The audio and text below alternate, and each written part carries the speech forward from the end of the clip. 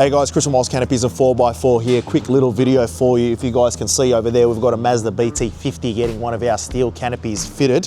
Right, we've got plenty of assembly and fit videos of our steel canopies, but what we wanted to do was put a quick little video together to get our Tradesman rack fitted. You can see this is what it comes in the box.